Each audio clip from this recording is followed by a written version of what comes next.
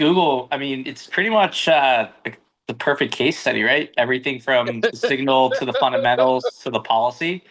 I mean, you just kind of everything that we strive to do and build towards. And when it comes to an idea and executing for Google from here, I think it represents a pretty big turning point for the company. Obviously, we have to get through the ad tech case here, which I'm sure Paul will mention as well. But the point is that this is a company that historically has been kind of handcuffed by antitrust and policy.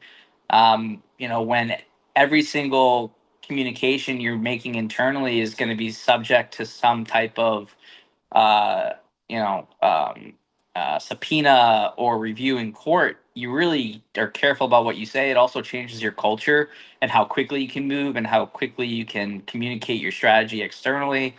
And I think that what we're going to see going forward is a company that is far more innovative than I think what investors and people are used to seeing the last 3 years. And I also think it's going to result in, faster rate of growth, more product velocity, shipping more product. And then ultimately, all those things I think should translate into a higher multiple to the extent that, there's less antitrust and policy risk. And as the company continues to shift more towards a subscription software business away from ads, which, by the way, the ad business is still incredibly important, don't get me wrong, but the mix shift is pretty obvious here. That just warrants a much different multiple given the margin and the margin profile and the growth profile of that business. And so I'm looking at out year numbers, and if this can still compound 10+% earnings growth, which it should fairly easily, just given even the buyback alone. But if you look at that on out year numbers, it's trading still in kind of a mid to high teens PE multiple, which is far below what the DCF valuation implies. And again, if growth comes in faster, and you look at peers that have a much more favorable mix of software and subscriptions, the multiple expansion can be quite significant. And you can see a stock that's materially higher in a 12 to 18 month period, while there's buy side still fairly offside. So this is one where I think it has a really long tail to it. Materially higher. Okay, so the top end of the range is like I think 8 or 9% higher this morning, like at 230. The low end of the range, in other words, the best price you're going to be able to buy it if God willing you get a correction, is 205, right? But beyond 230, like materially higher than 230, like give us some rope on that. Oh yeah, I mean, this could be over $300. Yeah? Over 300? Yeah, yeah.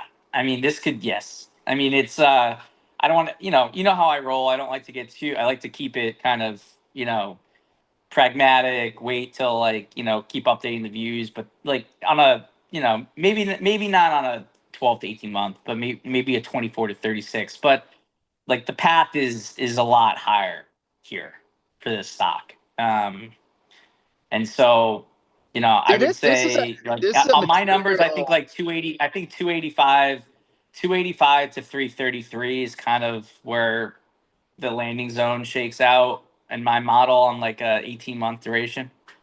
One active growth manager who I'm going to have a real-time conversation with at 11 o'clock, I believe it's his biggest overweight. And that's a material thing given Google's component, like percentage of the index. So he's got a huge position in that. And this was a big catalyst for it. Not that that's the whole point, but like part of this has to be that this thing, it's like a coiled spring, right? I mean, for a long time, Google was the underperformer. So when something underperforms, Freedman, or just kind of stays in its range, it's one and the same thing. It can actually get a lot cheaper on a relative basis without the crowd noticing if they don't have a model that's accurate on the future. This is a textbook example of that. Yeah, I would agree. And it's and the re-rating again, and that's how you get the re-rating, right? And the multiple expansion. And that's like I said, I think we've been believers in Google, not just because we need to believe in something, right? Just because we've done the work. And it's I tweeted last night that retweet saying like I'm surprised so many people are surprised. And I guess maybe I just forget that maybe